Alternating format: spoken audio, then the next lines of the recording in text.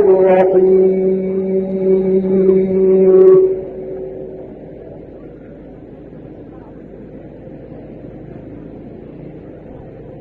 وجاهدوا في الله حق جهاده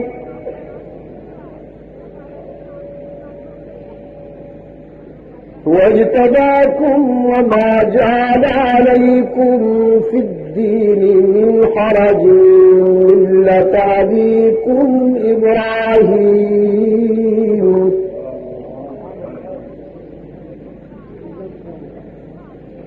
هو سماكم المسلمين من قبل وفي هذا ليكون الرسول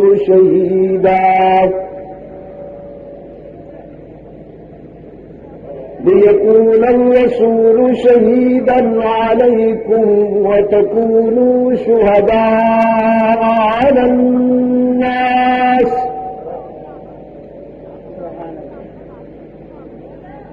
فأقيموا الصلاة وآتوا الزكاة واعتصموا بالله هو مولاكم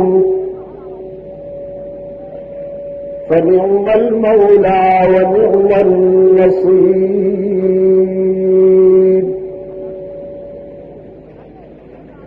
وقال الله تبارك وتعالى في مقام آخر إن الله اشترى من المؤمنين أنفسهم وأموالهم بأن لهم الجنة يقاتلون في سبيل الله فيقتلون ويقتلون وعدا عليه حقا في التوراة والإنجيل والقرآن ومن أوفى بعهده من الله فاستبشروا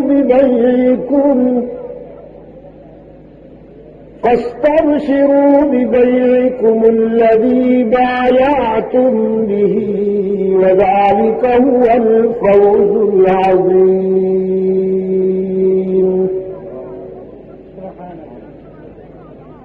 صدق الله مولانا العظيم. وعن معاوية بن أبي سفيان رضي الله تعالى عنهما قال قائدنا الأعظم رسول الله صلى الله عليه وسلم من يرد الله به خيرا يفقهه في الدين.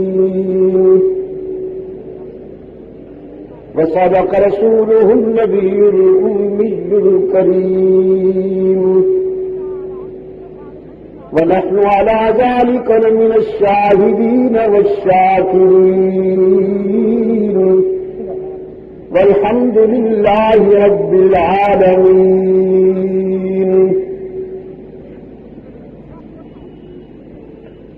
صدر اجلاس و صدر جماعت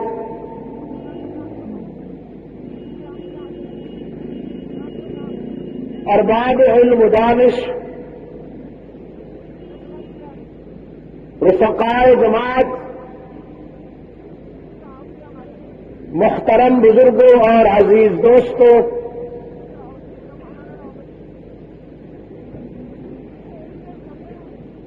آج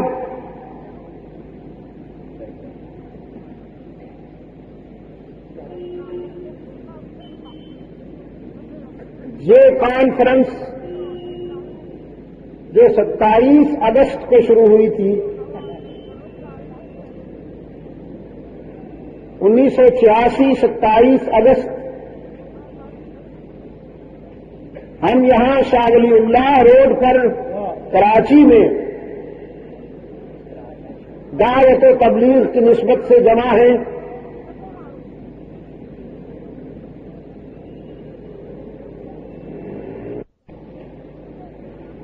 ذوالحجہ بہت ساری ہماری ملی تاریخ کا امین ہے،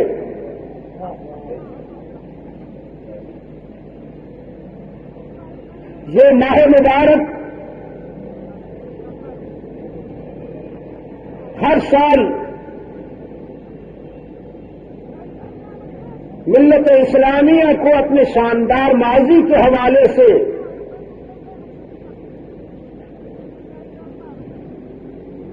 یہ یاد دلاتا ہے کہ تمہاری تاریخ کی ابتدا بھی قربانی سے ہوئی ہے، انتہا بھی۔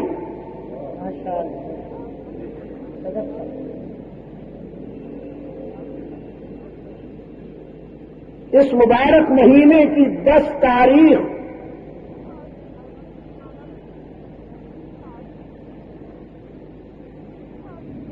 خلیل اللہ کے ایثار اور ذبیح اللہ کے ذوق تسلیم و رضا کی یاد دلاتی ہے۔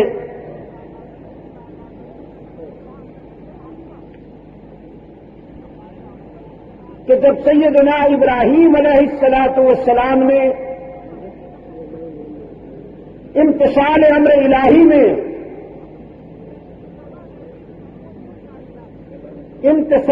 امر الہی میں اپنے نقط جگر کو منزل عشق پر قربان کر کے قصر ملت کا سنگ بنیاد رکھا۔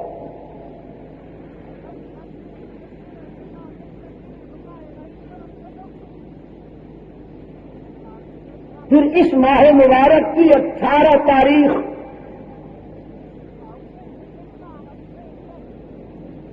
صبر رضا کے اس کوہ گراں کے صبر استقامت کی یاد دلاتی ہے۔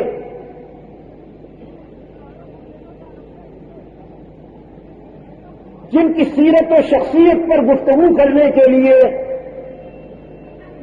یہ روزہ کانفرنسیں تشکیل دی گئی ہے۔ عزیز دوستو،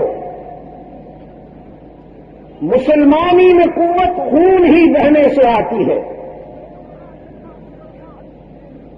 اگر آج کی گفتگو کو میں کوئی ٹائٹل دوں، کوئی عنوان دوں، تو پھر اس کا یہی عنوان سمجھ لیجیے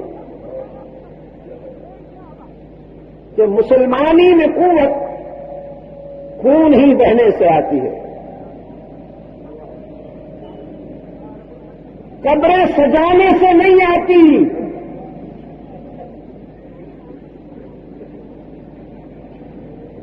اللہ کے نیک بندوں کی قبروں پر منڈیاں بنانے سے مسلمانی میں قوت نہیں آتی، توندے بڑھتی ہے۔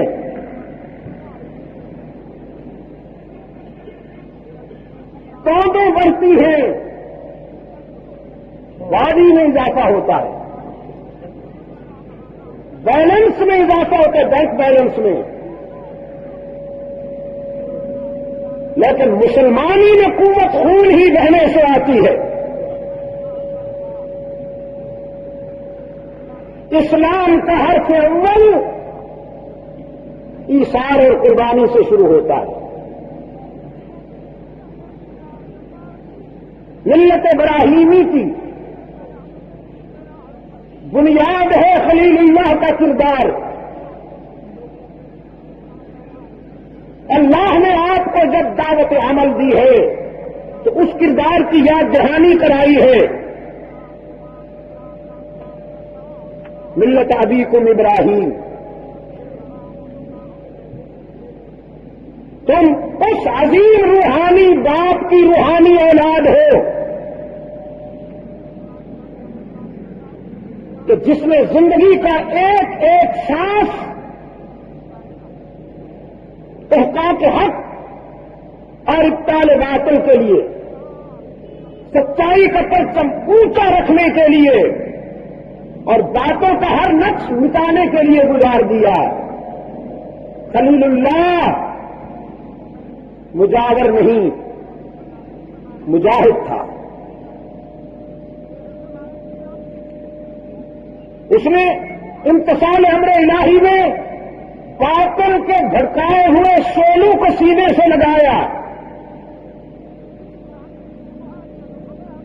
آگ جلانا باطل کا کام ہے،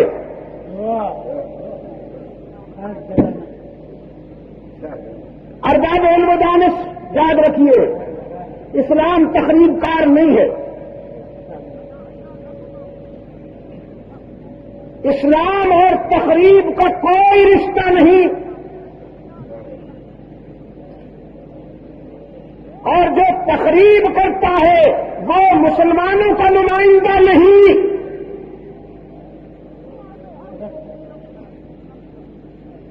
آگ جلانا، آگ بھڑکانا باطل قوتوں کا ذوق ہے، اور بھڑکتے ہوئے شعلوں کو خون جگر سے بجھانا خلیل اللہ کا عمل ہے۔ طاقت ہمیشہ آگ جلاتی ہے اور صداقت شعلوں کا سامنا کر کے مسکراتی ہے۔ تیرے اپنے الفاظ، طاقت ہمیشہ آگ جلاتی ہے اور صداقت شعلوں کا سامنا کر کے مسکراتی ہے۔ نوجوانوں، اللہ آپ کی جوانیوں کو سدا بہار رکھے، آپ کے چہروں پہ شباب کی سرخی قائم رہے،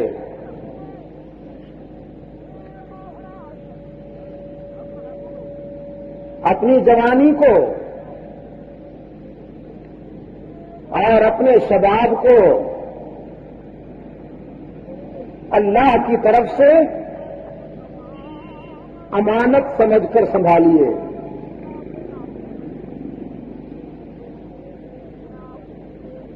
جوانی کا مصرف کیا ہے؟ اسے کہاں خرچ کیا جائے؟ معاف کیجیے گا،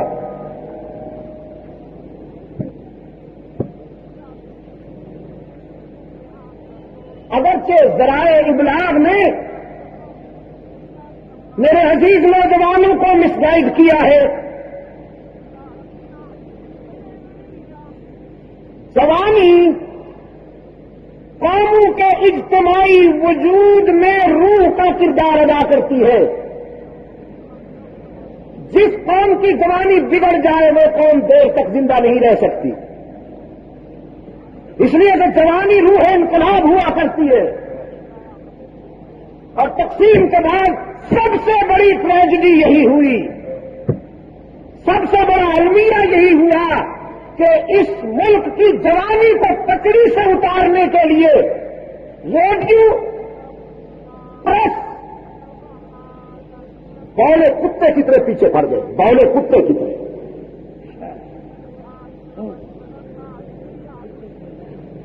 ان کرداروں کو بلند و بالا کیا گیا جو اس ملک کی جوانی کو ڈائنامیٹ کریں۔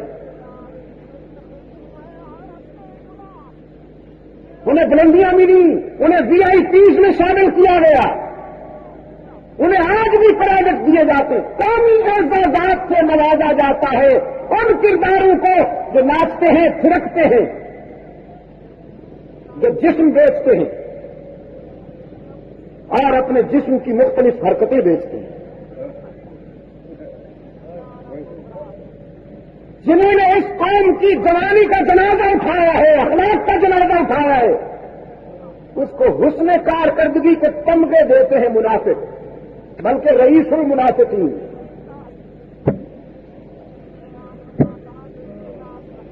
توبہ توبہ کے نعرے لگا کے پیتے ہیں اور کوئی پوچھنے والا نہیں، کوئی پوچھنے والا نہیں۔ اور ماشاءاللہ انہیں 1.5 فٹ کی داڑھیوں والے مذہبی سہارے بھی میسر آ گئے ہیں۔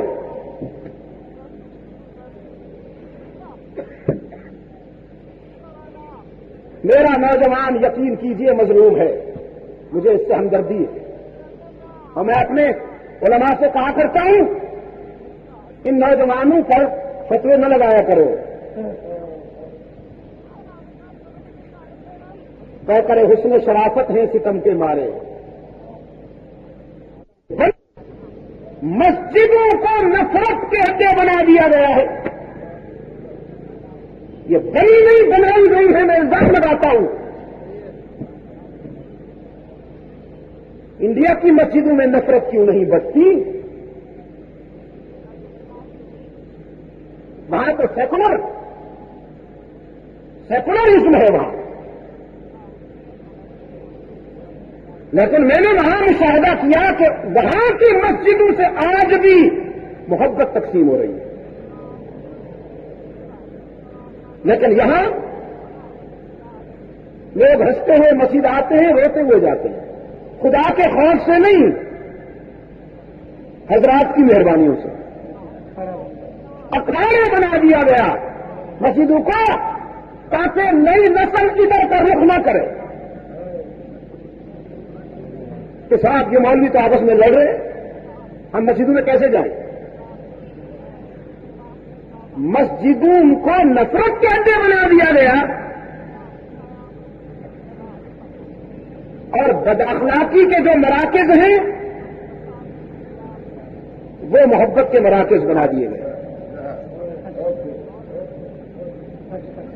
نتیجہ ظاہر ہے کہ مسجدیں ویران ہیں اور وہاں قطار اندر قطار جوانی کھڑی ہوئی ہے.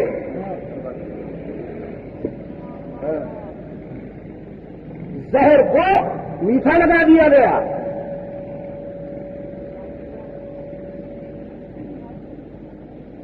میں اپنے عزیز نوجوانوں کو مظلوم سمجھتا ہوں. یہ مظلوم ہے. ان کے خلاف بہت گہری سازش ہوئی ہے، لیکن انشاءاللہ وہ وقت قریب ہے.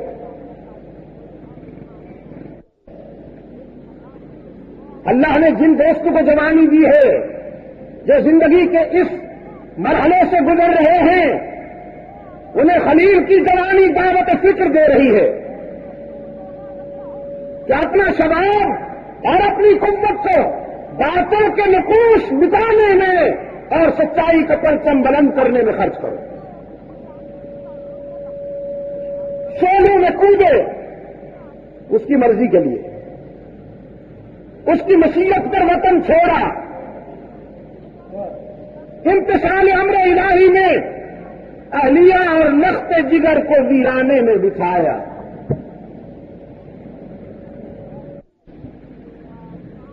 سیدنا ابراہیم علیہ الصلوۃ والسلام آپ کی ملی زندگی کا سنگ بنیاد رکھنے والا وہ معمار اعظم اپنی بیوی اور اپنے بچے کو لیے ہوئے اس ویرانے کے سینے پر جا رہے ہیں جسے قرآن وادی غیر ذی زرع کہتا. کتنی اچھی بات کہی کسی صاحب نے. ان تین افراد کو خدا کا قافلہ کہا. فرمایا خدا کا قافلہ جو مشتمل تھا تین جہانوں پر،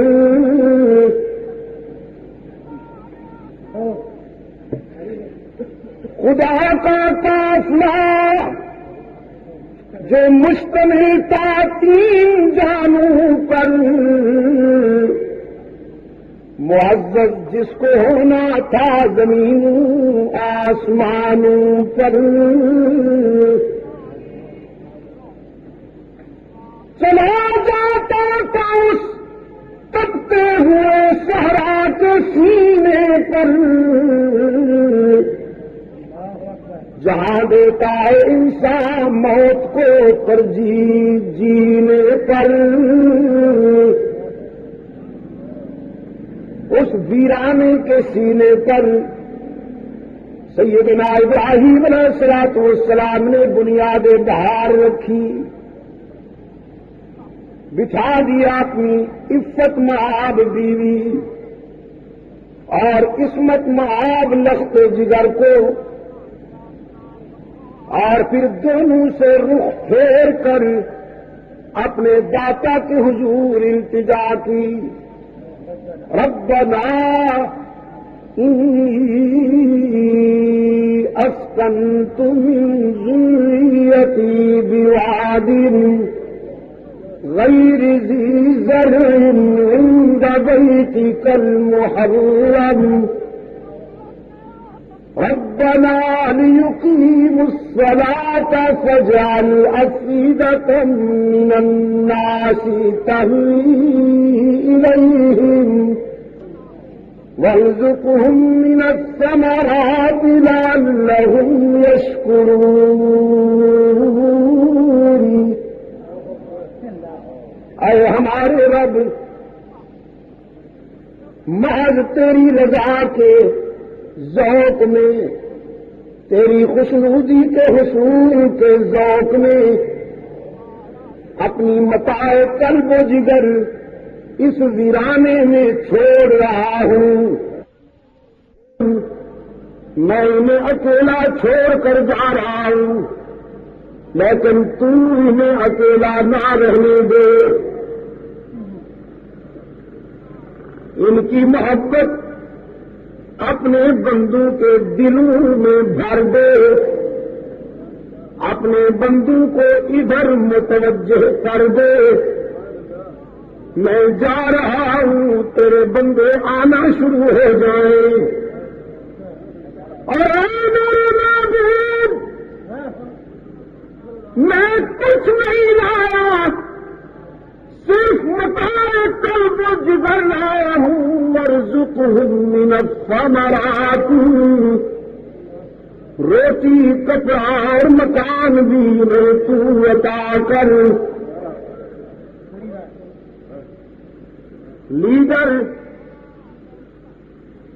لیڈر بات مانگنے کے لیے قوم کو روٹی کپڑا اور مکان کا جھانسا دیتا ہے، اور خلیل تنہائی میں خلوت میں اپنی ذریت کے لیے اللہ سے روٹی کپڑا اور مکان مانگتا ہے۔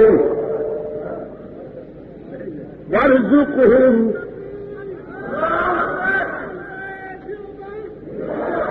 من الثمرات لعلہم یشکرون۔ الہ العالمین، تو انہیں رزق عطا فرما، اور رزق بھی دال روٹی نہیں مانگا، رزق بھی ثمرات مانگے، فروٹ مانگے۔ اے اللہ، تازہ انگور کھلائی نے، تازہ سیب کھلائی نے۔ روح کائنات خلیل کی اس ڈیمانڈ پہ حیران تھی، کیا مانگتا ہے اور کہاں مانگتا ہے؟ کھڑا ہے اس دھرتی کے سینے پر کہ جہاں پانی کی بوند بھی نہیں ملتی، اور مانگتا ہے فروٹ۔ فروٹ تو باغات کا نتیجہ ہوتے ہیں، حدیقہ ہوگا تو ثمرات ہوں گے۔ جہاں حدیقہ ہی نہیں، اضافات شرط فات المشروط، جہاں باغ ہی نہیں، جہاں نرسری ہی نہیں، وہاں فروٹ کہاں سے؟ کیا مانگتا ہے اور کہاں مانگتا ہے؟ خلیل کے عشق نے کہا، کیوں کہتے ہو کیا مانگتا ہے اور کہاں مانگتا ہے؟ تم یہ دیکھو میں کیا مانگتا ہوں اور کس سے مانگتا ہوں۔ اس سے مانگتا ہوں جو دے سکتا ہے۔ اور کراچی کے روشن ضمیروں، آج مکہ میں جا کر خلیل کی دعا کا شباب دیکھیے۔ دنیا میں جہاں کوئی پھل پیدا ہوتا ہے وہ مکہ میں ضرور ملتا ہے، گلا سڑا بھی نہیں، تازہ، بد ذائقہ بھی نہیں، خوش ذائقہ۔ یہاں کے پھل یہاں اتنے لذیذ نہیں ہوتے جتنے مکہ میں لذیذ بن جاتے ہیں، اس لیے کہ جب پھلوں کی پیٹیاں مکہ کے بلدیاتی حدود میں داخل ہوتی ہیں تو ان میں خلیل کی دعا کی تاثیر شامل ہوتی جاتی ہے۔ ویرانے میں بچھایا اپنی اہلیہ کو اور اپنے لخت جگر کو، ربنا إنك تعلم ما نخفي وما نعلن. اے ہمارے رب، تو ہمارے ظاہر کو بھی جانتا ہے. انک ربنا، انک، اے ہمارے رب، تو ہی تعلم ما نخفی وما نعلن، جانتا ہے جو کچھ ہم ظاہر کرتے ہیں، جو کچھ ہم چھپاتے ہیں. خلیل کا عقیدہ سن لیا آپ نے، دلوں کے بھید جاننے والا کون؟ انسان کی فطرت ہے کہ وہ رب کا بن جائے. اگر وہ رب سے تعلق توڑ لے تو پھر سب کے در اللہ سے مانگے، اسی سے آرزویں وابستہ کرے، اسی کو ہر جگہ موجود سمجھے، اسی کے آگے دامن پھیلائے، اسی کو مختار کل مانے، اسی کا کارساز مطلق حاجت روا و مشکل کشا سمجھے، تو ساری کائنات سے مستغنی ہو جاتا ہے. ساری کائنات سے مستغنی ہو جاتا ہے. اور اگر خدا نخواستہ اس سے تعلق قائم نہ رہے تو پھر اس قسم کے مجسموں کے آگے دامن پھیلاتا ہے، جن پہ خود مکھیاں بھن بھنا رہی ہوتی ہیں. یہ ان کو اپنا مشکل کشا سمجھتا ہے. اس سے بڑی سزا کیا ہوگی؟ اس سے بڑی سزا کیا ہوگی؟ میرے عزیز دوستوں، خلیل اللہ کی ان التجام میں اور دعا میں بھی یہی روح کام کر رہی ہے کہ دلوں کے بھید جاننے والا کون ہے؟ ہم جو ظاہر کرتے ہیں اور جو ہم دلوں میں باتیں رکھتے ہیں ان کو کون جانتا ہے؟ فرمایا الہ العالمین اپنی بیوی اور اپنے بیٹے کو معاذ تیری رضا اور خوشنودی کے لیے ویرانے میں چھوڑ کر جا رہا ہوں. چھوڑا اور چل دیے. اسماعیل کا بچپن گزرا، لڑکپن آیا. رب العالمین نے فرمایا ابراہیم اب اپنی محبوب شے میرے راستے میں قربان کر کے دکھائیے. خلیل اللہ کی فراست نے اپنے وجدان کی گہرائیوں میں اللہ کے بعد محبوب شے ڈھونڈ لی. وہ تو میرا بیٹا ہی ہو سکتا ہے جسے رات کی تنہائیوں میں اللہ سے مانگا تھا رب ہب لی من الصالحین.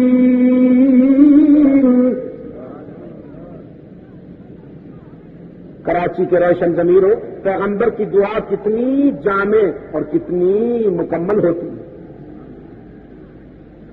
صرف یہ نہیں کہا کہ بیٹا دے دے جیسے ہم اور آپ مانگتے ہیں، یا اللہ بیٹا دے دے، یا اللہ بیٹا دے دے. چاہے وہ جب 20 سال کی عمر کا ہو، ایسے کردار کا مظاہرہ کرے کہ خاندان بھر کی عزت کا جنازہ نکل جائے اور پھر باپ صاحب کہیں کاش کمبخت تو پیدا ہی نہ ہوا ہوتا.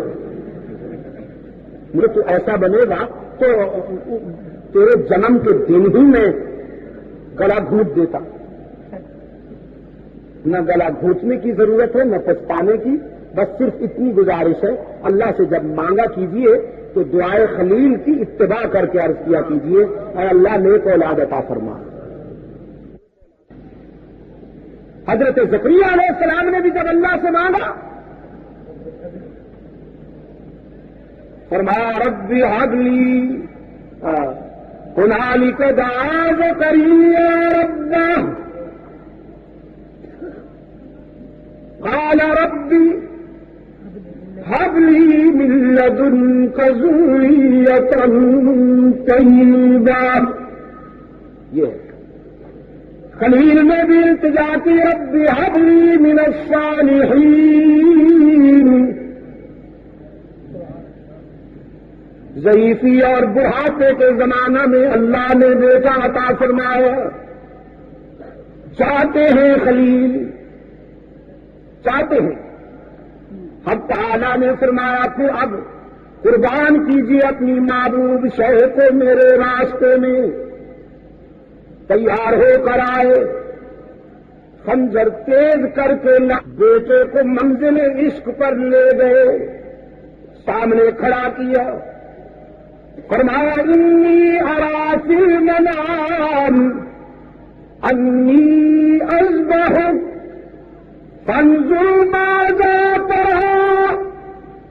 لخت جگر خواب دیکھ کر آئے ہوں کہ خنجر میرا ہے, گلا تیرا ہے, اور منشا پروردگار کی ہے.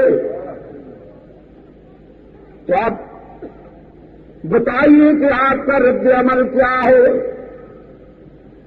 ذبیح اللہ نے بلا تاخیر عرض کر دیا یا ابت افعل ما تؤمر.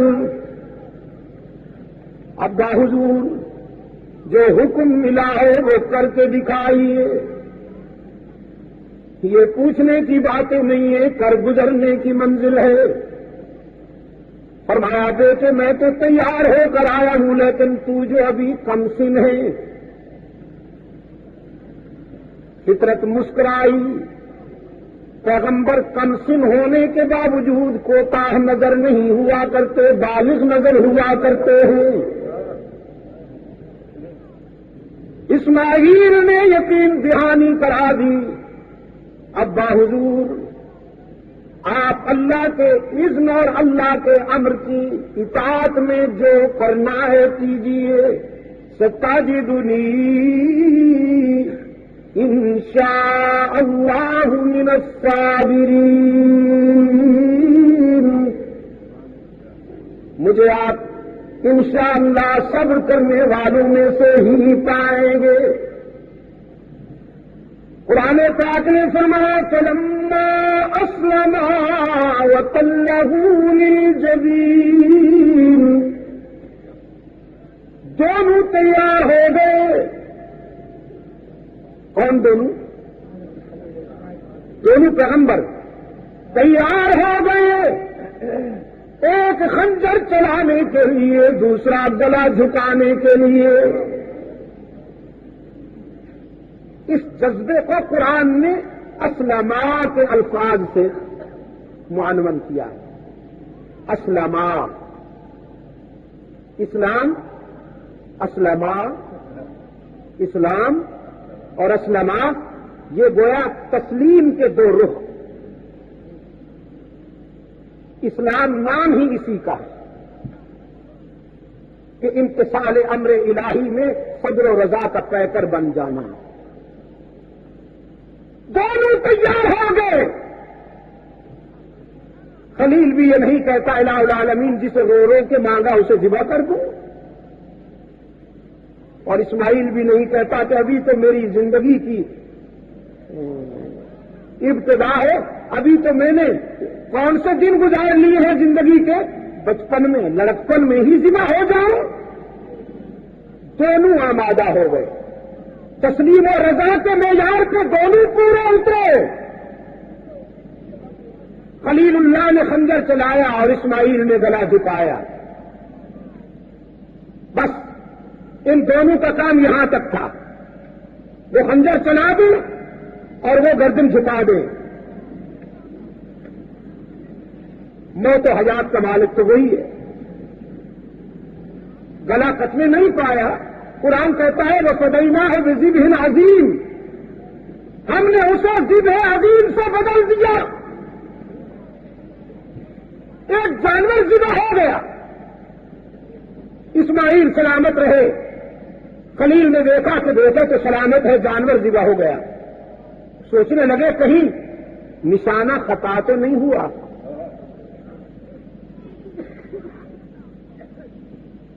قرآن پاک کہتا ہے وَنَادَيْنَاهُ أَن يَا إِبْرَاهِيمُ. ہم نے اپنے خلیل کو پکارا. نشانہ خطا نہیں ہوا کرتا پیغمبر کا. پیغمبر کا نشانہ کبھی خطا نہیں ہوا کرتا. اس لیے کہ وہاں تو وما رمیت اذ رمیت ولکن اللہ رما کا ضابطہ کار کرنا ہوتا ہے.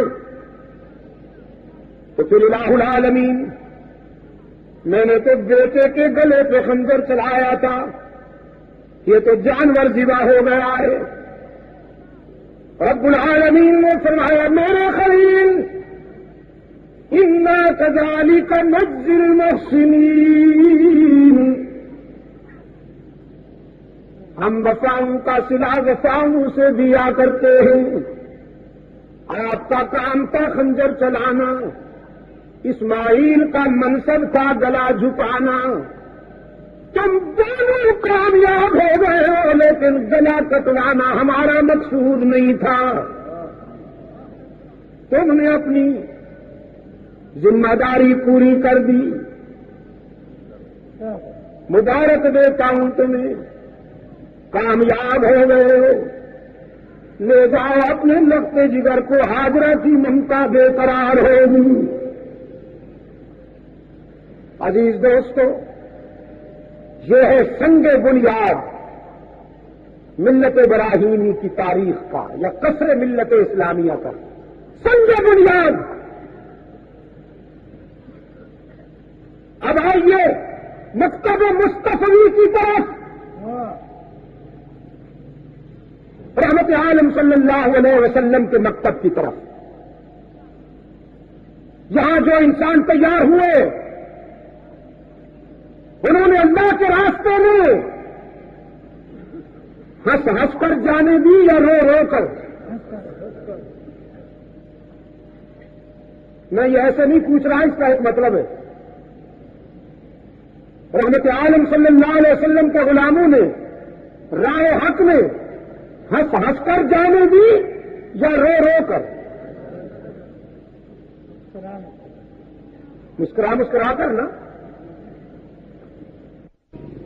تو میں نے اس دن ایک بات کہی تھی، میں دوہراتا ہوں آج صدر اجلاس کی اجازت سے، مسجد میں اسے میدان میں کہنا چاہتا ہوں۔ محمدی دارالعلوم کا ایک فیض یافتہ، کملی والے کے مکتب کا ایک شاگرد موت سے آنکھیں چار کیے کھڑا ہے، سفیر بن کر آیا ہے اللہ کے رسول کا، خط لایا ہے اسلام کے دشمن کے پاس رحمت للعالمین صلی اللہ علیہ وسلم کا۔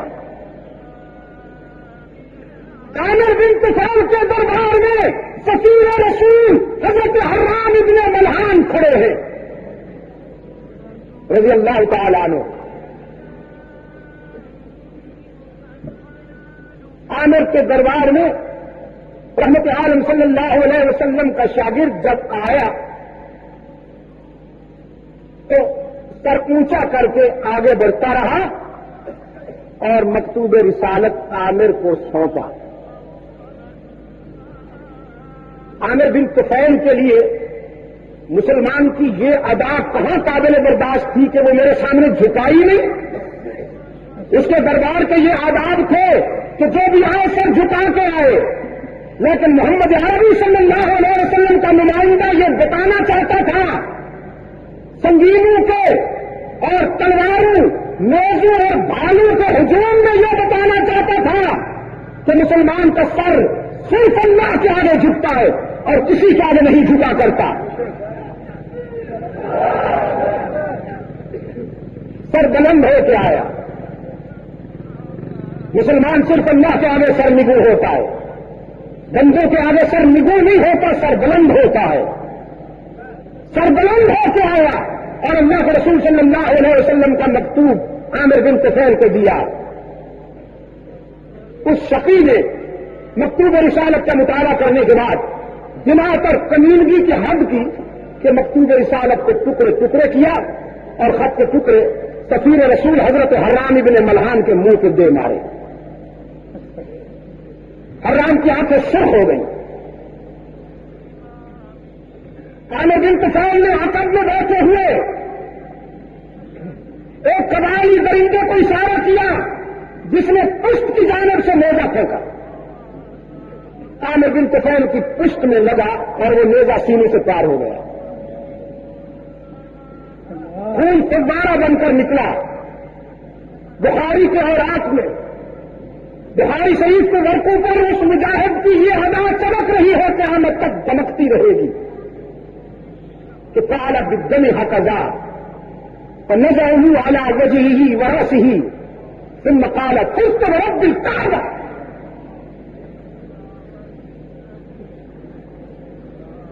ابھرتے ہوئے خون سے اپنے دونوں ہاتھوں کو بھرا اور خون کا چلو بھر کر اپنے چہرے پہ ملا، پھر اپنے سر پہ ملا اور پھر نعرہ لگایا، رب کعبہ کی قسم کہ میں کامیاب ہو گیا، مجھے تو منزل مل گئی. رب کعبہ کی قسم کہ مجھے تو منزل مل گئی، میں کامیاب ہو گیا. عامر بن طفیل کے دربار میں بیٹھے ہوئے قبائلی ایک دوسرے کو سوالیہ نظروں سے دیکھتے ہیں، یہ کیسے لوگ ہیں؟ مر رہا ہے اور کہتا ہے مجھے منزل مل گئی. یہ موت سے نہیں ڈرتے، موت ان سے ڈرتی ہے. پھر آگے چل کر انہی میں سے جو عامر بن طفیل کے دربار میں بیٹھے تھے متعدد کرداروں نے جب اسلام قبول کیا تو کہنے لگے اظہار تو ہم آج کر رہے ہیں، اصل میں ہم اسی دن مسلمان ہو گئے تھے جس دن عامر بن طفیل کے دربار میں رحمت للعالمین کے غلام نے بوقت شہادت یہ نعرہ لگایا تھا، رب کعبہ کی قسم کہ میں کامیاب ہو گیا. ہمارے ضمیر نے اسی دن تسلیم کر لیا تھا کہ یہ مذہب جھوٹا نہیں ہو سکتا، جس کے ماننے والے موت سے نہیں ڈرتے، موت ان سے ڈرتی ہے. شہید قرآن کی زبان میں زندہ ہوتا ہے. شہید قرآن کی زبان میں زندہ ہوتا ہے. قرآن کہتا ہے شہید کو مردہ کہو بھی نہیں، مردہ سوچو بھی نہیں، اس لیے کہ شہید کی موت پوری قوم کی زندگی کی تمہید بنتی ہے. قومیں زندہ ہوا کرتی ہیں شہیدوں کی موت سے. یہ قوم زندہ نہیں ہوئی اسماعیل شہید کی موت سے. میں آپ سے پوچھتا ہوں یہ آزادی کی دولت جو آپ کو ملی ہے، قربانیاں دینے والوں کے نتیجے میں اللہ نے کرم کیا نا، یا انگریز کے گھوڑے خرخرا کرنے والوں کی مہربانی سے آپ کو یہ آزادی ملی ہے؟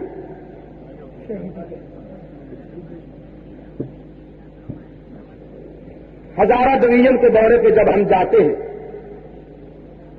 تو کوشش کرتے ہیں کہ بالا کوٹ کے شہید کے مرکز پہ بھی ذرا جائیں. ابھی میرا بھائی جس طرح کے فرما رہے تھے، اللہ والوں کے مرکز پر ہم جایا کرتے ہیں اس لیے کہ وہاں جا کر موت یاد آتی ہے. ہم اللہ سے دعا کرتے ہیں کہ الہ العالمین اپنے ان بندوں کے راستے پر ہمیں بھی چلنے کی توفیق عطا فرما. میں جب لاہور جاتا ہوں تو کوشش کرتا ہوں حضرت علی حجویری رحمۃ اللہ علیہ کے مرکز پر جانے کی. ابھی ہم جب دلی گئے تو خواجہ نظام الدین رحمۃ اللہ علیہ کی قبر پہ بھی گئے. کہیں میرے یہ دوست ہیں کہ صاحب شاہ ولی اللہ کی قبر پر تو گئے تھے لیکن دیکھا ادھر نہیں گئے. ہم گئے حضرت خواجہ نظام الدین رحمۃ اللہ علیہ کی قبر پہ بھی گئے. کی بات نہیں ہے. خواجہ قطب الدین بختیار کاکی رحمۃ اللہ علیہ کے مرکز پہ بھی گئے. اور جناب خواجہ قطب الدین بختیار کاکی پر اللہ کی کروڑوں رحمتیں ہوں. ان کے مرکز پہ یہ لکھا ہوا تھا کہ یہاں خلاف سنت کوئی بات نہ کی جائے. قطب الدین بختیار کاکی تو وہ ہے نا جس نے مرنے سے پہلے وصیت کی تھی کہ میری نماز جنازہ وہ شخص پڑھائے جس میں یہ 3 شرطیں پائی جائے.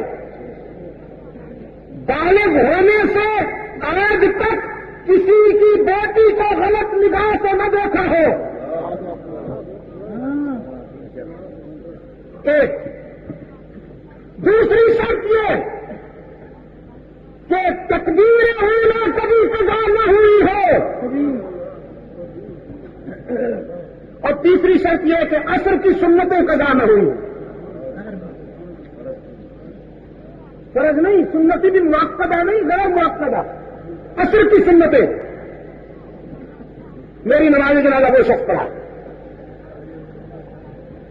حضرت خواجہ قطب الدین بختیار کاکی رحمۃ اللہ علیہ انتقال فرما گئے، نماز جنازہ کی تیاری ہوئی، صفیں باندھی گئی، ان صفوں میں امیر بھی تھے، فقیر بھی،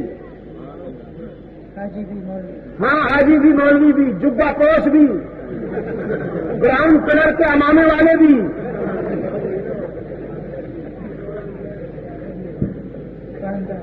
جبہ دستار کے لال اور شاہکار۔ جب اعلان ہوا حضرت کے خدام میں سے کسی نے اعلان کیا، وصیت ہے مرحوم کی، جو شخص ان 3 شرطوں پہ پورا اترتا ہے وہ نماز جنازہ پڑھانے کے لیے آگے بڑھے۔ سب چپ ہو گئے۔ ہاں کچھ سچائی کا زمانہ تھا، ورنہ آج تو اگر ایسی بات کی جائے تو جبہ دستار کے مالک صحیح ہوں، میں سب سے بڑا ہوں، لیکن وہ بہتر دور تھا۔ سب نے کہا جناب کسی ایک پر تو شاید کوئی پورا اتر جائے، لیکن یہ 3 شرطوں پر پورا اترنا ہمارے بس میں تو نہیں۔ ہزاروں کا اجتماع سننا کا، اور بار بار اعلان کیا جا رہا ہے جو شخص ان 3 شرطوں پر پورا اترتا ہے وہ آگے بڑھے۔ تو پھر ایک شخص آگے نکلا، وہ کوئی گدی نشین تعویذ فروش نہیں تھا، وہ اس وقت کا بادشاہ سلطان شمس الدین التمش تھا۔ پھر ولایت کسی گھر کی لونڈی نہیں ہے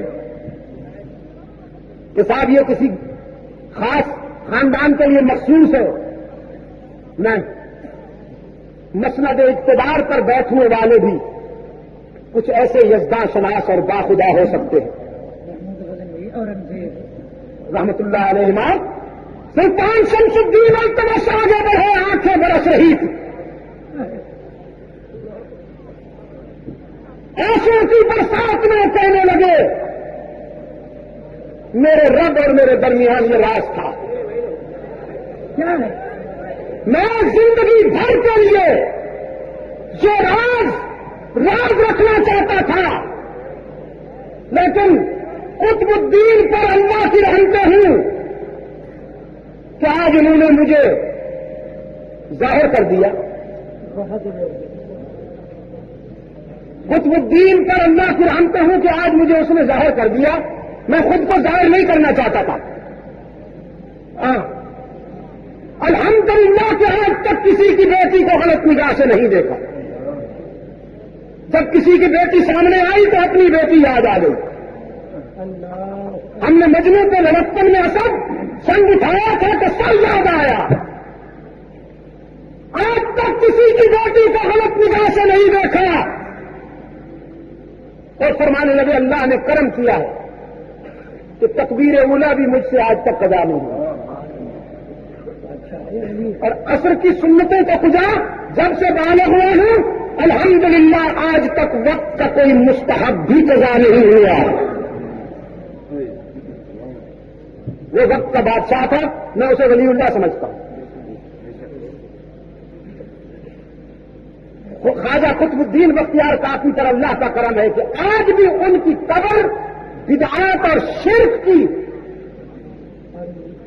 حرکات سے محفوظ ہے۔ مولانا گواہی دیں گے، ہم وہاں پہنچے، کل من علیہ فان ویبقی وجہ ربک ذو الجلال والاکرام کا منظر تھا۔ اسی طرح ہم شیخ عبد الحق محدث دہلوی رحمۃ اللہ علیہ کے مرکز پر پہنچے۔ ہم جایا کرتے ہیں اللہ کے بندوں کے مرکز پر، شاہ اسماعیل شہید کی قبر پہ بھی ہزارہ ڈویژن کے سفر پہ جاتا ہوں تو کوشش کرتا ہوں کہ وہاں حاضری دوں۔ اب بھی اپریل میں ہم نے وہاں پر 3 روزہ کانفرنس رکھی تھی۔ شاہ اسماعیل شہید کی قبر پر دیکھتا ہوں، نظر پڑتے ہی مجھے عبداللہ ابن زبیر کی لاش یاد آ جاتی ہے۔ ایک ظالم حکمران کے سامنے کلمہ حق بلند کرنے کی پاداش میں عبداللہ ابن زبیر رضی اللہ تعالی عنہ کو سولی پہ لٹکایا گیا، اور حاکم وقت نے آرڈر دیا کہ اس کی لاش کو یہی رہنے دیا جائے تاکہ لوگ یہ دیکھیں کہ ہمارے سامنے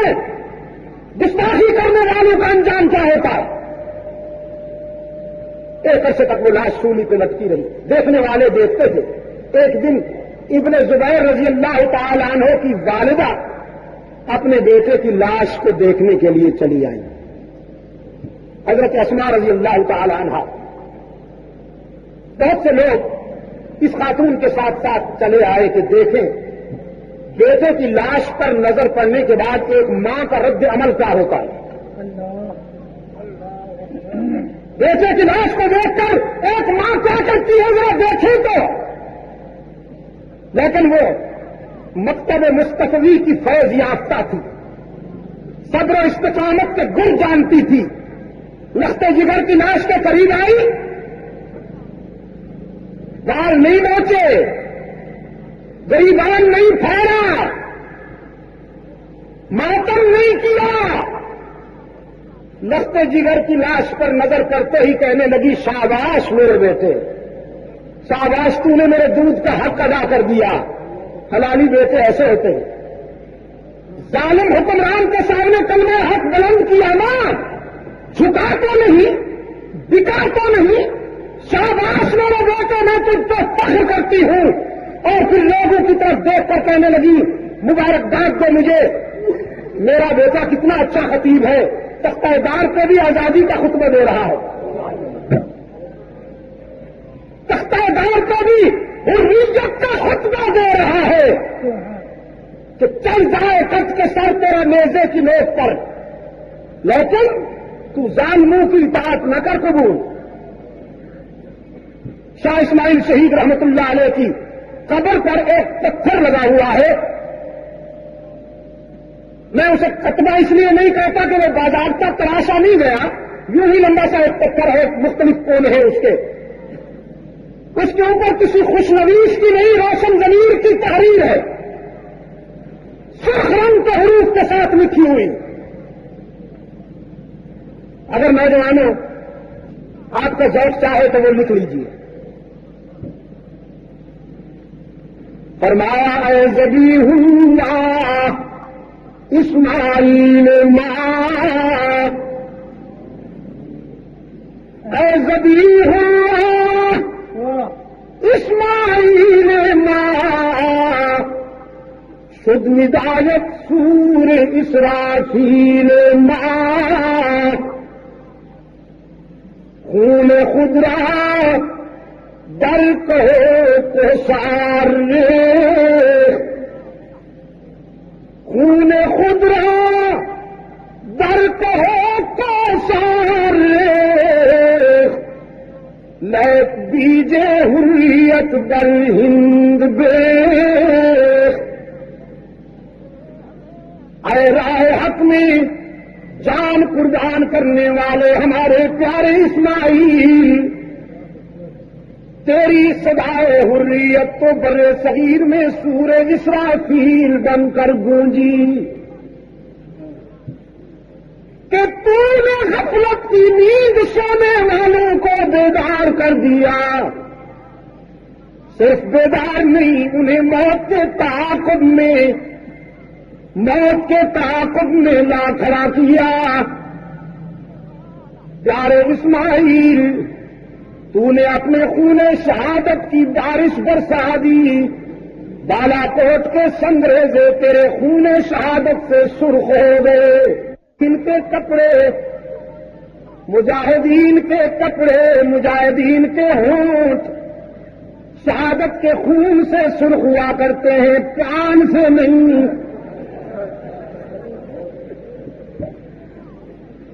اور جو بیچارے پان پہ ہی گزارا کرتے ہیں وہ ان مجاہدوں کو کیسے مسلمان مان لیں؟ ان کے ہاں تو وہی مسلمان ہو نا جو پان ہی کی رنگینیوں میں زندگی گزار رہا ہو۔ وہ فریب خوردہ شاہی کے پلاہے کرگسو میں، وہ فریب خوردہ شاہی کے پلاہے کرگسو میں، اسے کیا خبر کہ کیا ہے وہ رسم شاہ غازی۔ خوردہ ملا جو پلاہے 11ویں میں، اسے کیا خبر کہ کیا ہے وہ رسم سرفروشی. تو نے اپنا خون کے ذروں سے بالا کوٹ کی سرزمین کے سنگریزوں کو سرخ کر دیا، لیکن تیرے خون کی ایک ایک بوند تاریخ آزادی کی تمہید بن گئی. لانے والے ایوبیا کی سرزمین نوحہ کنا ہے تمہارے چونچلوں پر،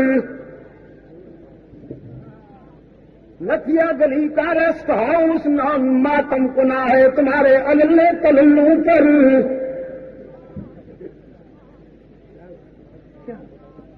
معطل کرتے ہو اس بیچارے کو جس نے تمہارے عمل کی تقلید کی ہے. خود استعفیٰ کیوں نہیں دیتے ہو؟ اس بیچارے نے کوئی بڑا جرم تو نہیں کیا، تم طوائفوں کو تمغے دیتے، اس نے طوائفوں سے بغلگیر ہو کے ناچ کر لیا. بڑی اس سے زیادہ غلطی ہو گئی. ہائے قربانیاں دینے والے جان دے گئے تمہاری آزادی کے لیے، اور آج تم کہاں پہنچے ہو؟ جلتا ہے جن کا خون چراغوں میں رات بھر،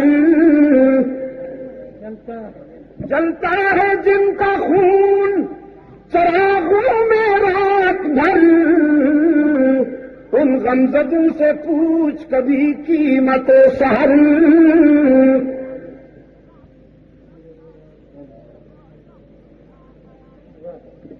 شہادت کے وقت نعرہ لگایا فزت برب الکعبہ، اور ادھر ویر مہونہ پر جام شہادت پینے والے 70 قاری جنہیں رحمت عالم صلی اللہ علیہ وسلم نے دعوت و تبلیغ کے مشن پہ بھیجا تھا کہ جاؤ بنو سلیم کے قبائل میں اسلام کی تبلیغ کرو، لیکن اسی عامر بن طفیل کی سازش پر ان 70 قاریوں کا محاصرہ کیا گیا، رات کی تاریکی میں شب خون مارا گیا.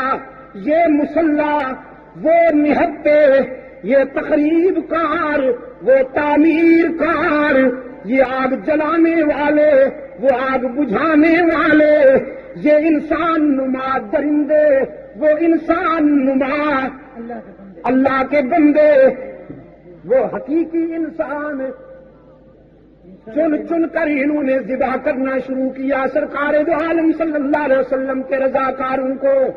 ملت ابراہیمی سے سچی اور عملی نسبت رکھنے والے وہ کردار جام شہادت پی پی کر نعرہ لگاتے ہیں بلغوا عنا قومنا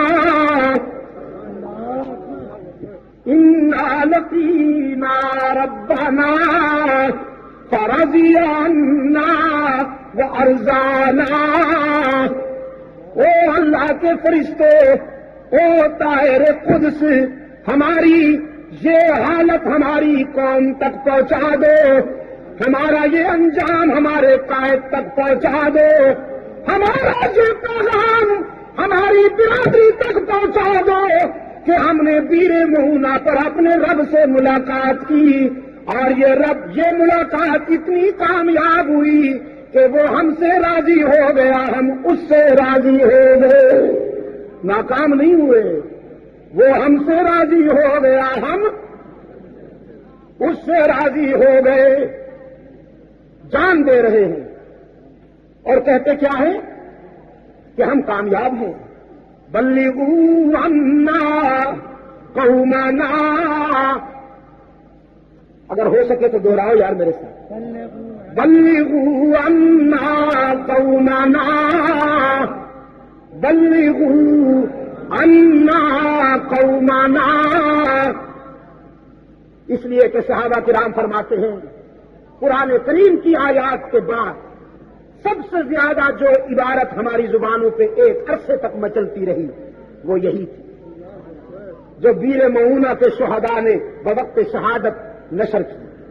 بلغوا عنا قومنا انا لقینا ربنا فرضی عنا وارضانا.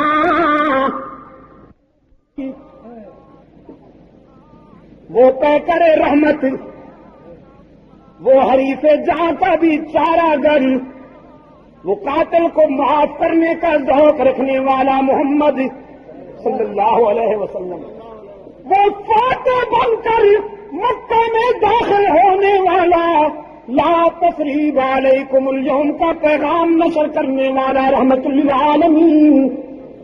جب اپنے شاگردوں کی یہ مظلومیت سنتا ہے، بے ساختہ آنکھیں برستی ہیں، آنکھوں آنسو کی برسات میں قنوت نازلہ پڑھتے ہیں، صبح کی نماز میں رکوع کے بعد اور سجدے میں جانے سے پہلے کھڑے ہو جاتے ہیں رحمت عالم، اور ان ظالموں کے لیے ہلاکت کی دعا کرتے ہیں جنہوں نے گیر مہونہ پر تبلیغی جماعت کے رضاکاروں کو ذبح کیا تھا. اللہم اجعل علیہم سنین کسنی یوسف، اللہم اجعل علیہم سنین کسنی یوسف، اللہم شتت شملہم، اللہم دمر دیارہم، اللہم فرق جمعہم. اے اللہ خذہم اخذ عزیز مقتدر. اے اللہ جنہوں نے میرے شاگردوں کو ستایا ہے تو انہیں برباد کر. اے اللہ ان کی آبادیوں کو ویران کر. اے اللہ ان کی جمعیت کو ریزہ ریزہ کر دے. اے اللہ جنہوں نے میرے رضاکاروں کو رلایا ہے تو ان کے ہونٹوں سے ہمیشہ کے لیے مسکراہٹیں چھین لے. اے اللہ ان پر کنعانی قحط نازل فرما. اے اللہ تو انہیں اس طرح پکڑ جس طرح پکڑنے کا حق ہے. پھر محمد عربی کا تیر نشانے پہ لگا. محمد کے مقتدر خدا نے ایسا پکڑا کہ طاعون کی وبا کی الغار میں آ گئے. سب کو پشت پر گلٹیاں نکل آئیں، وہ اتنی بڑھ گئیں کہ چل بھی نہیں سکتے تھے. ان وزنی پانی کی گلٹیوں کے ساتھ زمین پر تڑپ تڑپ کر کتے کی طرح جان دے دی اور سب ہلاک ہو گئے. کراچی والوں شہادت کا جام پینے والوں نے اپنے انجام کو کامیابی سمجھا. رحمت للعالمین صلی اللہ علیہ وسلم نے ظالموں کے لیے بد دعا کی. لیکن اسی حوالے سے آپ اگر میری بات توجہ سے سن رہے ہیں تو جواب دیتے جائیے کہ اگر میرے آقا کو یہ معلوم ہوتا کہ میرے ان 70 قاریوں کو بیر مہونہ پر لے جا کر یہ ظالم ذبح کر دیں گے تو بھیجتے میرے آقا انہیں. بنو سلیم کا وہ وفد جو انہیں لینے کے لیے آیا تھا، مکر اور فریب کی بنیاد پر، سازش کی بنیاد پر کہ ہم انہیں لے جائیں دوستی کے عنوان سے اور وہاں جا کر ذبح کر دیں. اگر میرے آقا کو یہ معلوم ہوتا کہ سازش کے تحت لیا جا رہا ہے تو بھیجتے انہیں. لیکن بھیجا اس لیے کہ کل کیا ہونے والا ہے کون جانتا ہے.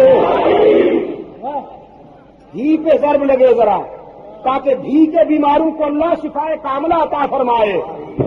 کل کیا ہونے والا ہے کون جانتا ہے. قرآن کریم نے فرمایا وَعِندَهُ مَفَاتِحُ الْغَيْبِ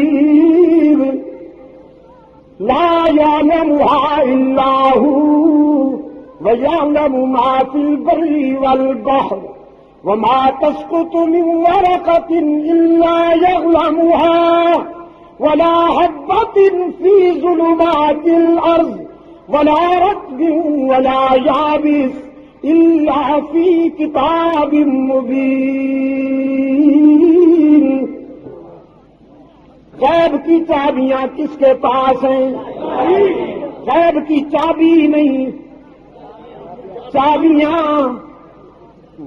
وَعِندَهُ مَفَاتِحُ الْغَيْبِ، چابی نہیں، کیز ناٹ کی، اسی کے پاس ہیں غیب کی چابیاں، چابیوں کا گچھا. جزاک اللہ صدر ہو تو ایسا ہو.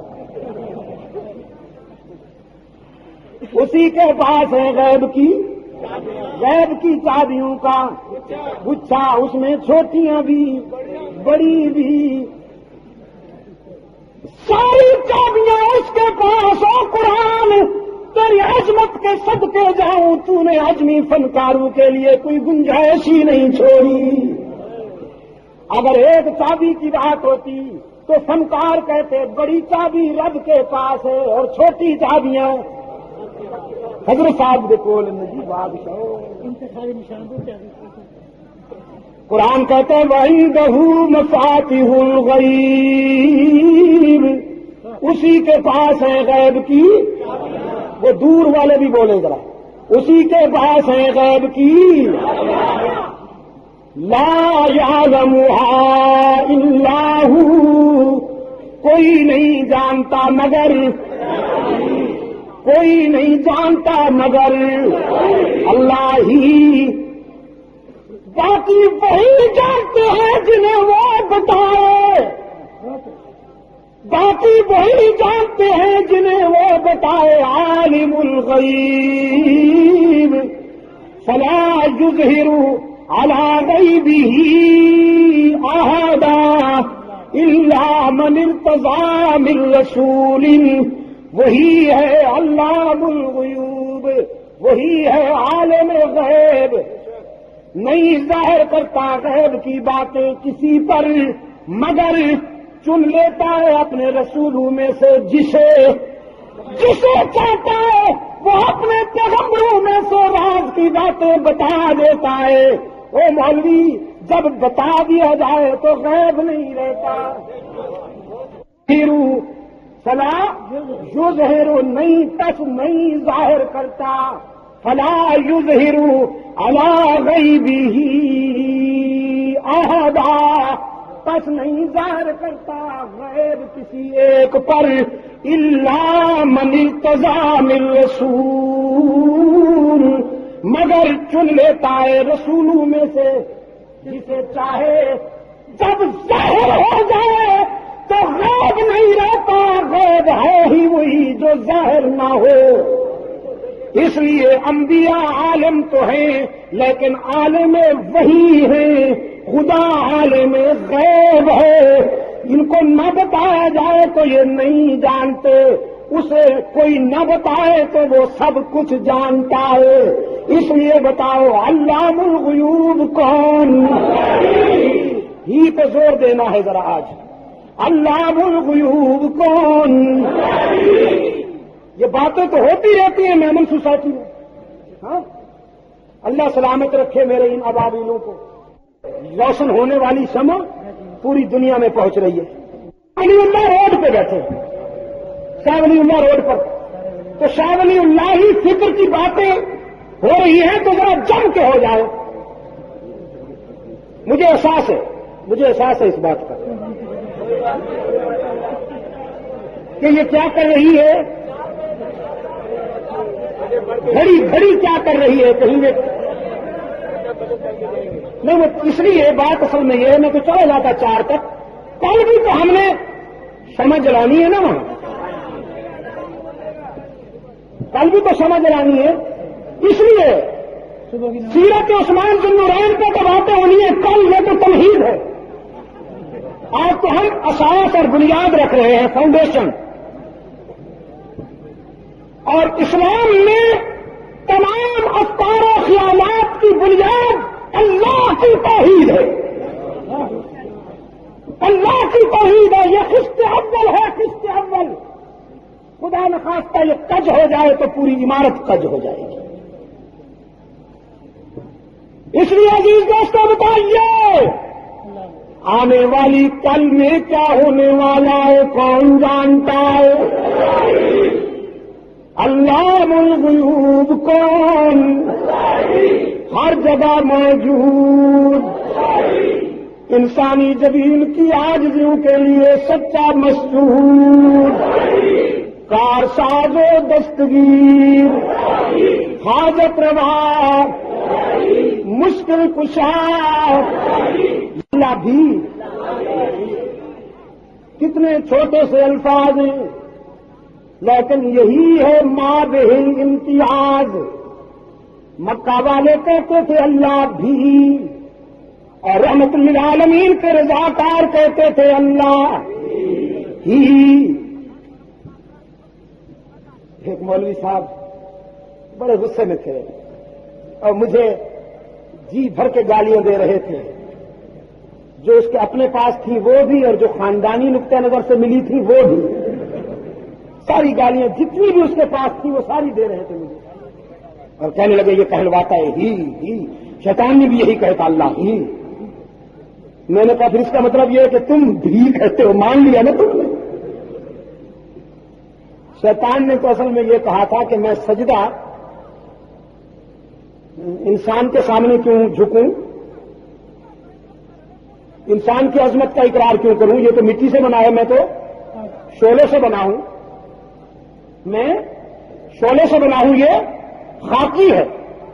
انسان کو حقارت کی نظر سے دیکھا اس نے. نبی کی بشریت کا انکار کیا اس نے، تو پھر رجیم ہوا کہ نہیں، مردود ہوا. اس کے معنی یہ ہے کہ نبی کی بشریت کا انکار کرنا سب سے پہلے کس نے شروع کیا؟ مسٹر ابلیس نے. سب سے پہلے پیغمبر کی بیدار بشریت کا انکار کس نے کیا؟ ابلیس نے، کہ میں خاکی کا سجدہ کروں. سجدے کا تو انکار نہیں کیا. اسجد لبشر، قرآن کریم کے جو الفاظ ہیں، اسجد، میں بشر کا سجدہ کروں. کیا مطلب؟ سجدہ تو کرتا ہوں لیکن اس کا نہیں. حاجی صاحب مجھے فرماتے ہیں آئیے شاہ صاحب یہاں تقریر کیجئے. میں کہوں یہاں کروں؟ چوک پر ادھر سے آوازیں ادھر سے آوازیں، یہاں کروں؟ اس کے معنی یہ ہے کہ تقریر تو کروں گا لیکن یہاں نہیں. حضرت کو پانی پیجیے اور میں گلاس دیکھوں کہ وہ تو شیشے کا نہیں، سلور کا ہے، میلا ہے، گلاس لے کر میں کہوں اس میں پیوں. مطلب یہ ہے کہ پانی تو پیوں گا لیکن اس گلاس میں نہیں. تو ابلیس نے کہا اسجد لبشر، سجدہ تو کروں گا لیکن اس کو آگے نہیں جھکوں گا، اس کی عظمت کو نہیں مانوں گا. بشریت کا انکار کیا تو مردود ہو گئے. اور اب بھی جو پیغمبر کی بیدار بشریت کا انکار کرے گا وہ بھی مردود ہوتا ہے. جیسے شیطان کو جنت سے نکالا گیا ہے، بشریت کے منکرین کو حرمین سے نکالا گیا ہے. باقی باتیں انشاءاللہ کل ہوں گی. بھائی پیغام حق و صداقت، میرے 12 خطبات. بیٹھیے، ابھی اٹھنے کی اجازت نہیں، بیٹھ جائیے، بالکل ہلنے کی بھی اجازت نہیں. جو میرے دوست کو بیٹھ جائیں. یہ 12 خطبات ہیں انڈیا کے مرکزی مقامات پر جو ہوئے. اس کے 2 ایڈیشن دیوبند سے شائع ہو کر انڈیا میں ختم ہو چکے ہیں. اب پاکستان میں اسے شائع کیا گیا ہے. یہ توحید و رسالت، عظمت صحابہ کے موضوعات ہیں جو انشاءاللہ آپ کے مطالعے سے فکر و نظر میں روشنی بھریں گے. اس کا ضرور مطالعہ کیجیے، خود بھی اور اپنے بچوں کو بھی اور اپنے حلقہ آباد میں بھی. دعا کے بعد آپ کو وہاں توکل کیسٹ والوں سے یہ مل سکے گی. اور ہمارے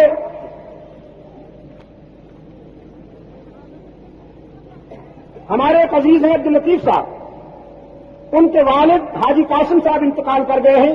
اللہ تعالیٰ انہیں غریق رحمت فرمائے. ان کے لیے آپ نے دعا کرنی ہے.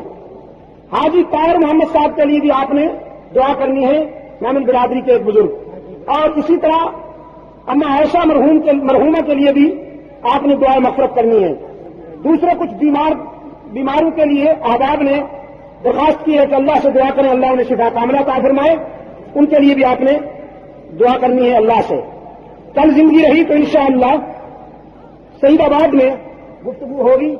اللہم صلی علی سیدنا و مولانا محمد النبی الأمی وعلی آلہ وصحابہ وبارک وسلم. ربنا آتنا فی الدنیا حسنہ وفی الآخرۃ حسنہ وقنا عذاب النار. اللہم احفظنا من کل بلاء الدنیا وعذاب الآخرہ. اللہم ارنا الحق حقا وارزقنا اتباعہ وارنا الباطل باطلا وارزقنا اجتنابا منہ. اے اللہ عالم اسلام کی مدد فرما، مسلمان جہاں کہیں مظلوم ہیں ان کی دستگیری فرما، فلسطین کے مسلمانوں کی مدد فرما، افغانستان کے مسلمانوں کی مدد فرما، الہ العالمین بر صغیر کے مسلمانوں کی مدد فرما، پاکستان کو امن و سلامتی کا گہوارہ بنا۔ اے اللہ پاکستان کو قرآن و سنت پر مبنی آئین عطا فرما، دور خلافت راستہ کے مطابق منصفانہ طرز زندگی سے ہمکنار فرما، تمام روحانی جسمانی بیماریوں کو اے اللہ شفا کاملہ عطا فرما۔ جن دوستوں نے اس سلسلے میں یہ التجا کی ہے کہ اللہ تعالیٰ ان کے متعلقین کو شفا کاملہ عطا فرمائے، ہم ان سب کے لیے دعا گو ہیں، اے اللہ انہیں شفا کاملہ عطا فرما۔ رسول اکرم صلی اللہ علیہ وسلم کے امت کے وہ تمام روحانی جسمانی بیمار کہ جنہیں ہم نہیں جانتے، الہ العالمین تو جانتا ہے، اپنے فضل و کرم سے ان سب کو شفا کاملہ عطا فرما۔ ہمارے عزیز نوجوان یہاں کی مجلس تحفظ حقوق اہل سنت و جماعت کے کارکن، نوآباد کے میمن سوسائٹی کے، جن کی کوششوں سے یہ کانفرنس ترتیب پائی، اللہ تعالیٰ ان کو جزائے خیر عطا فرمائے، اس سے زیادہ توفیق عطا فرمائے۔ صحابہ کی عزت و ناموس کی حفاظت کے لیے اس سے زیادہ اللہ آپ کو کام کی توفیق عطا فرمائے۔ اور آپ تمام دوست جو دور دراز سے اس نظریاتی پروگرام میں شرکت کے لیے تشریف لائے ہیں، اللہ آپ کو بھی اور ہم سب کو دونوں جہانوں میں عزت و سربلندی نصیب فرمائے۔ وآخر دعوانا الحمد للہ رب العالمین وصلی اللہ تعالی علی خیر خلقہ محمد وبارک وسلم علیہ۔ مورخہ 27 اگست 1986 بمقام شاہ ولی اللہ روڈ، میمن سوسائٹی کھڈا، کراچی، علامہ سید عبد المجید ندیم شاہ صاحب داماد رسول شہید مدینہ امام مظلوم سیدنا عثمان غنی کانفرنس میں خطاب فرما رہے تھے۔ موضوع تھا حضرت قطب الدین بختیار کاکی رحمۃ اللہ علیہ۔ کل تنزيل العزيز الرحيم لتنذر قوما ما أنذر آباؤهم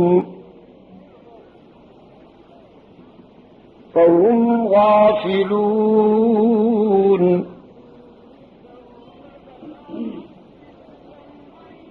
لقد حق القول على أكثرهم فهم لا يؤمنون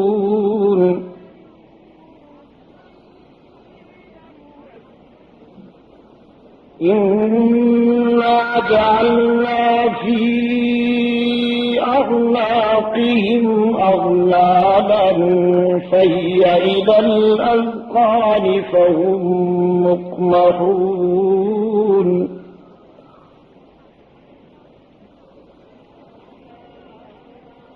وجعلنا من بين أيديهم سدا ومن خلفهم سدا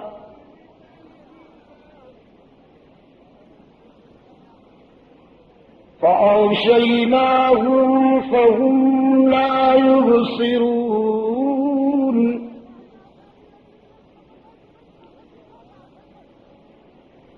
وسواء عليهم أأنذرتهم أم لم تنذرهم لا يؤمنون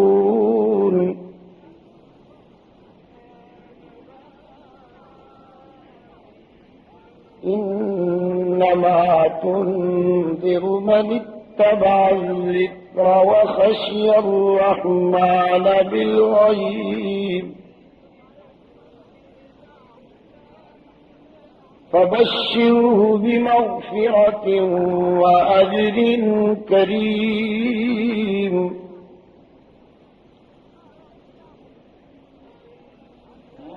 إنا نحن نحيي الموتى ونكتب ما قدموا وآثارهم وكل شيء أحصيناه في إمام مبين